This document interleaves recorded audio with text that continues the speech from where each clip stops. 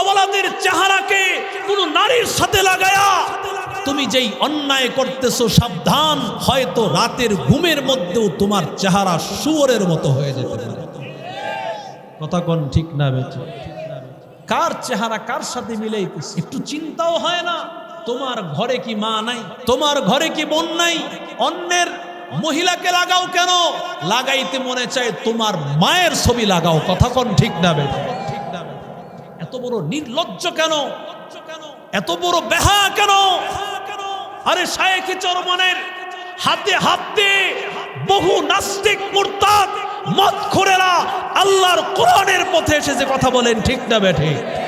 এই পর্দাকে লঙ্ঘন করে বাইতুল মুকাররমের সামনে বেপর্দা নারীকে সামনে নিয়া মিছিল মিটিং করে আর ইসলামের ব্যানারকে সামনে রেখে মানুষকে ধোঁকা দিবেন, আর এই ধোঁকা দিয়ে মানুষকে দলে ভিড়াতে চাবেন, সেই সুযোগ আর মানুষ আপনাদেরকে দিবে না। কথা কোন ঠিক না?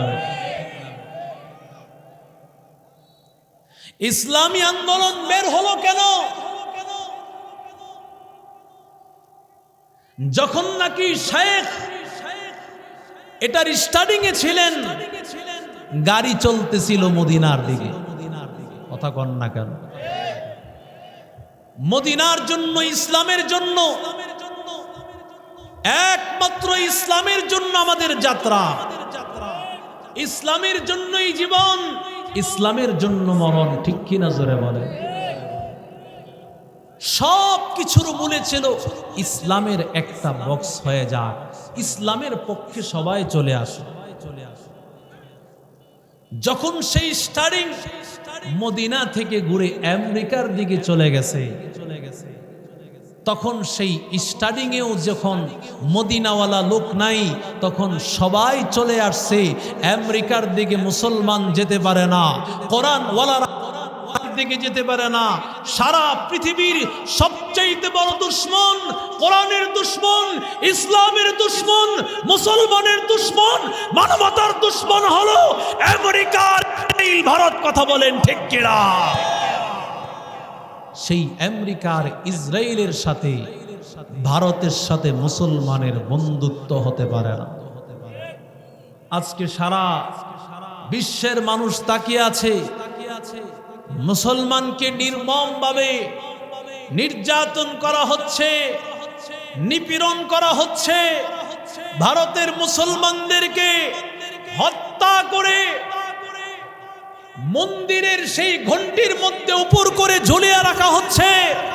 আমার মহিলা মাদ্রাসার ছাত্রীদেরকে গণধর্ষণ করা হচ্ছে। পরিষ্কার ভাষায় বলতেছি, যদি ভারতের এই হামলার নির্যাতনকে বন্ধ না করা হয়, বাংলাদেশের হিন্দুদেরকে সারা বাংলার বুক থেকে একেবারে উৎখাত করে দেওয়া বাংলাদেশের মুসলমানের জন্য মাত্র কয়েক মিনিটের ব্যাপার। কিন্তু আমাদের মুসলমান, আমাদের কোরআন, আমাদের ইসলামী শিক্ষা আমাদেরকে দেয় না। আমাদের নবী আমাদেরকে শিক্ষা দেয় নাই। আমাদের বাংলাদেশের হিন্দুরা বলতে পারবে যে তারা আমাদের মুসলমানদের মাঝে কি পরিমাণ নিরাপদ। কথা কোন ঠিক না বেঠিক? অথচ মুসলমানকে কিভাবে নির্যাতন করা হচ্ছে। আজকে মহিলা মাদ্রাসার নামে অপপ্রচার চালায়া আকাম করছে না নাই হুজুর জেলখানায়।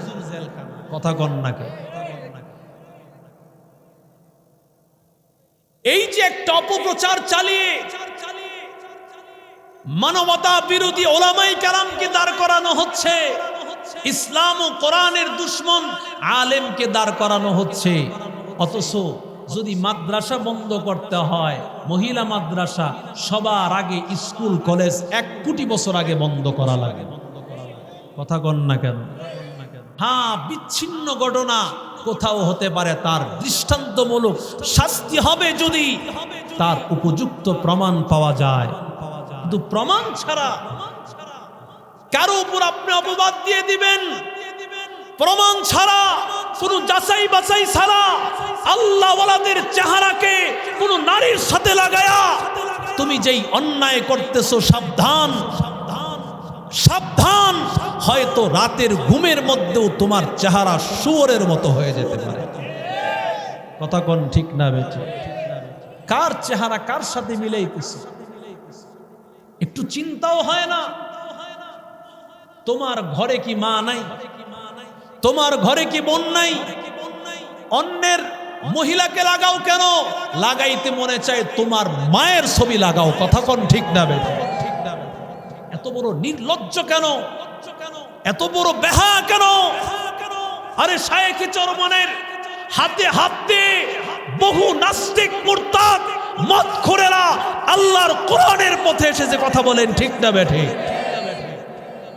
কার নামে অপপ্রচার চালাচ্ছ? কাকে ইসলামের বিপক্ষে দাঁড় করাইতে চাও? রাসূলুল্লাহ সাল্লাল্লাহু আলাইহি সাল্লাম এত কিছু করছে, রাসূলকে ইসলামের দুশমন বানায় নাই কাফের? কথা কোন? ইসলামের দুশমন, মানবতার দুশমন রাসূলকে দাঁড় করাইছে, অথচ রাসূলের মতো এমন আদর্শবান ব্যক্তি আরেকজন আছে। কথা কোন না কেন? আমার নবীর মতো আদর্শওয়ালা একজন ব্যক্তিও নাই। যতবার আমাদের আল্লাহওয়ালা বুজুর্গদেরকে এইভাবে কটাক্ষ করা হয়, কত কিছু করা হয়, এরপরও তাদের জবান দিয়ে বদদুয়া আসে না। তবে আল্লাহওয়ালাদের বদদুয়া জবান দিয়ে দেওয়া লাগে না। যার সাথে মাওলার সম্পর্ক হয় তিনি সব ফায়সালা করেন। কথা কোন ঠিক না বেঠিক? হাত তুলে বদদুয়া মা বাবার করা লাগে না, আল্লাহওয়ালাদের করা লাগে না। তাদের বদদুয়া দিল থেকে আসে, আর ওই দিলের সম্পর্ক আল্লাহর সাথে। কথা কোন ঠিক না বেঠিক?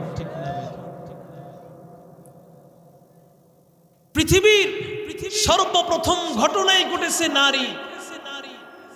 এই সব কিছুর পেছনে নারী, কারণ রাসূল বলেছেন আন-নিসাউ হাবাইলুশ শাইতান, মহিলারা শয়তানের রশি। নবী বলেছেন আমি ইন্তেকালের আগে তোমাদের কাছে মহিলাদের চাইতে ফিতনা আর পরীক্ষার কোনো বস্তু এর চাইতে মারাত্মক আর কিছু রেখে যায়। সবচেয়ে মারাত্মক বস্তু একজন মহিলা। এই মহিলা ঘটিত ঘটনা, এখান থেকেই হত্যা কিভাবে হলো? মুসলমান ইমানদার আল্লাহর গোলাম, ও নবীর আশিক উম্মতের দল, আল্লাহ তাআলার ওয়াদা কিন্তু কাবিল মানতে চায় না। কাবিল যুক্তি তর্ক দাঁড় করে আল্লাহর বিরুদ্ধে চলে গেছে, নবীর বিরুদ্ধে চলে গেছে, আলেমের বিরুদ্ধে চলে গেছে।